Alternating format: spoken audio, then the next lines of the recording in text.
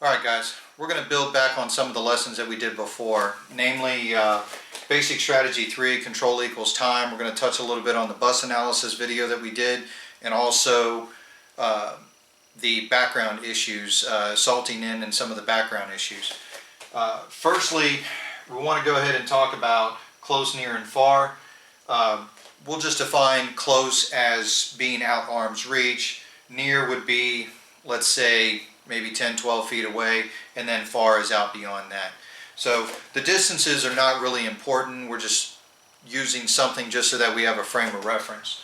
One of the things that we saw in control equals time was that when I am within close proximity of an individual, let's say I'm at that close distance, I'm normal conversational distance, and I see him go for his weapon, is it going to be more beneficial for me to assault in or for me to retreat and try and gain space? And we covered that pretty conclusively in that control equals time video, that absolutely assaulting in is going to be to my greatest advantage. But is that always going to be the case? Am I always going to assault in?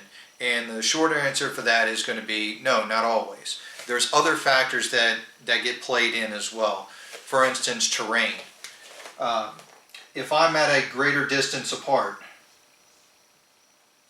and I have a piece of cover, let's say I'm in a parking lot and I have a vehicle, and that vehicle is closer to me than him, obviously it's going to be to my advantage to seek cover as opposed to me covering that greater distance. Remember that if it takes an average individual 1.5 seconds for him to clear his garment and draw, and I see this individual going for a weapon, I don't want to have to cover 30-some feet in order to be able to get on him if cover is closer to me.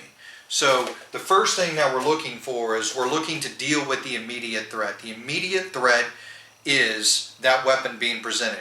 If you go back and you watch the bus analysis video, one of the things that I want you to see is, as jacked up as this individual was, he appeared to be high or some issue with him, he still intuitively knew to go for that weapon first and foremost. He did not attack the officer, he did not attack her person, he attacked the weapon first because that was the greatest threat to him.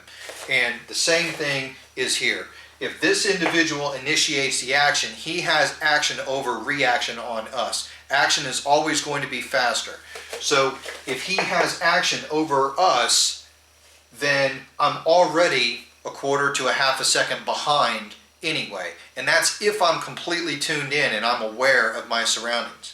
So if that's 1/2 second, that means he only needs a second to be able to get a shot off on me.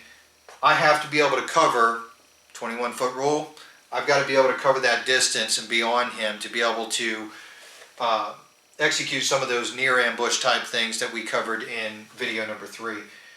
So in this particular case, it's obviously going to be to my benefit to seek cover first.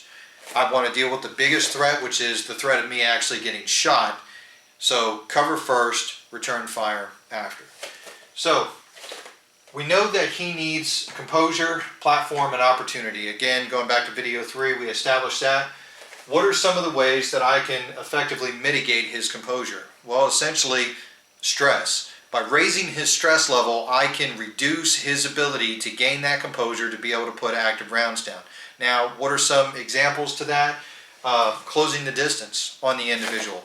By closing the distance and putting him in fear of bodily contact, I can effectively raise his stress level.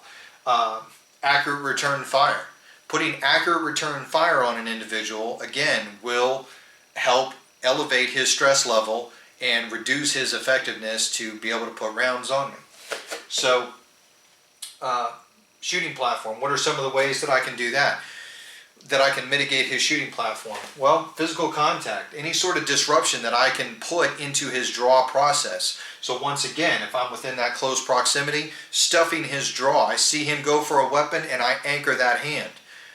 That effectively mitigates him being able to establish a shooting platform. At the same time, it accomplishes increasing that stress level. Opportunity.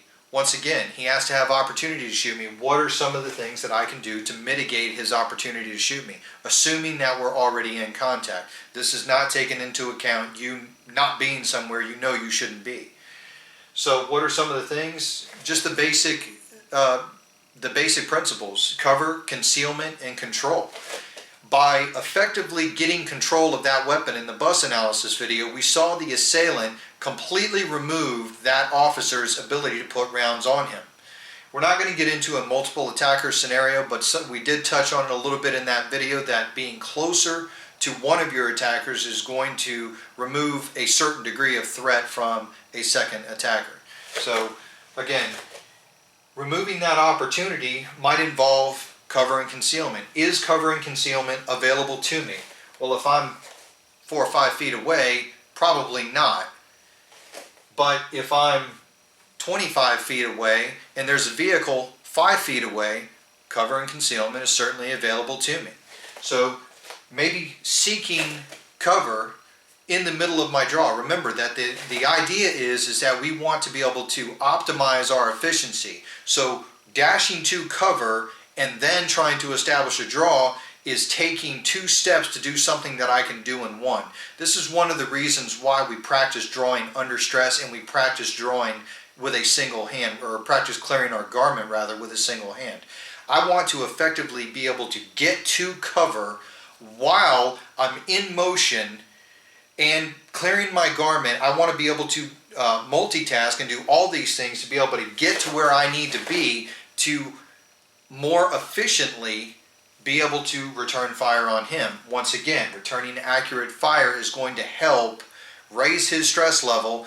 It's also going to force movement in him. Accurate fire on him is going to force movement, therefore mitigating his shooting platform. So there's a number of different factors that go in to some of the decision making that we do, and all of this starts with awareness. It's one of the things that we've really focused on since the beginning, is awareness is key. So close scenario, near scenario, far scenario, do I always assault in? And the short answer again is no, not always. It's going to depend on my terrain, what assets I have available to me, and what I can accomplish. Let's say we have no cover.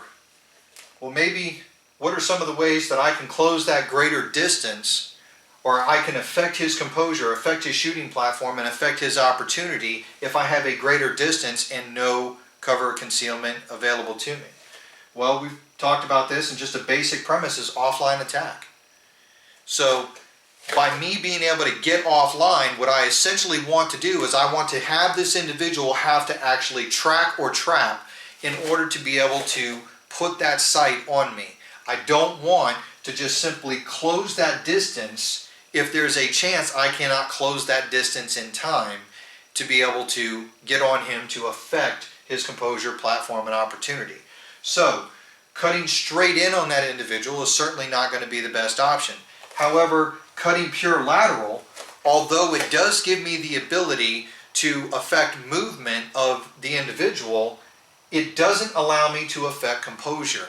Because by moving lateral, this individual does not have to move. He is under no greater degree of stress other than the stress that he has self-inflicted by pulling a weapon and making that conscious decision to shoot someone. So me moving just on a pure lateral is not going to help me affect his stress level. Ideally, what I want to do is, as we've talked about before, I want to cut that angle, because cutting the angle accomplishes 2 things. Number 1, it's going to effectively make him have to track or trap me while in motion, and a moving target is more difficult to hit, but I'm also going to effectively close that distance. Now, do I keep going?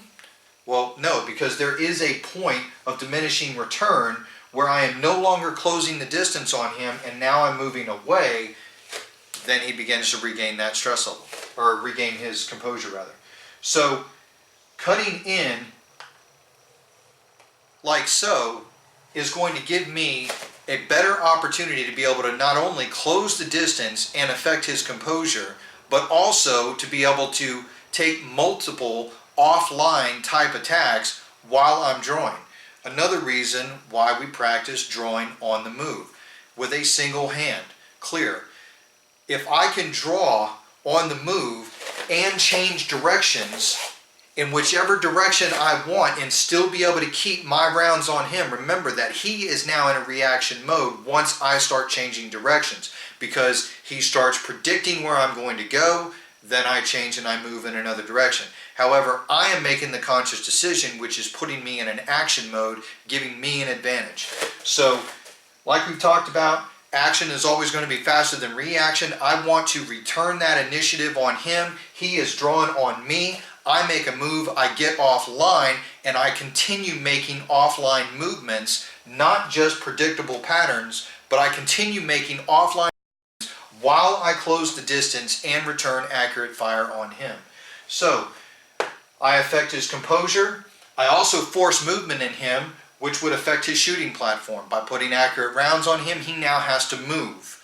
So, I affect his shooting platform. If he doesn't move, he gets shot. That's fine with me too. I still have affected his shooting platform. Opportunity. In the event that I don't have cover and concealment, movement is the best thing that I can do to reduce his opportunity to shoot me. So by me getting offline and continuing to stay in an unpredictable mode, to change directions and continuing to press in on him, I'm effectively reducing his opportunity.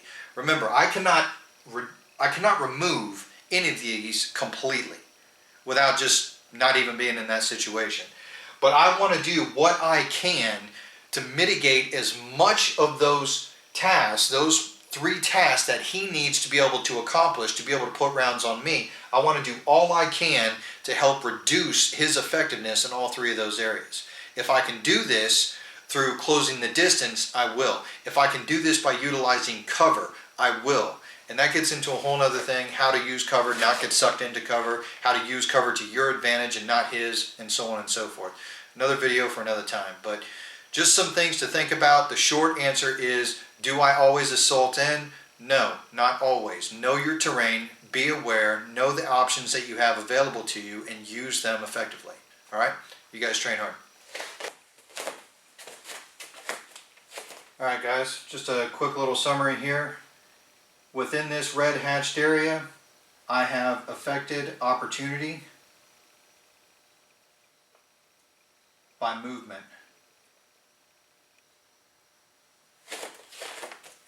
Within this blue area, I have affected opportunity by cover or concealment. So even if I'm caught in the open, I don't need to close the distance to here. I only need to close the distance to here. Don't get sucked into trying to close the distance and get sucked into your cover.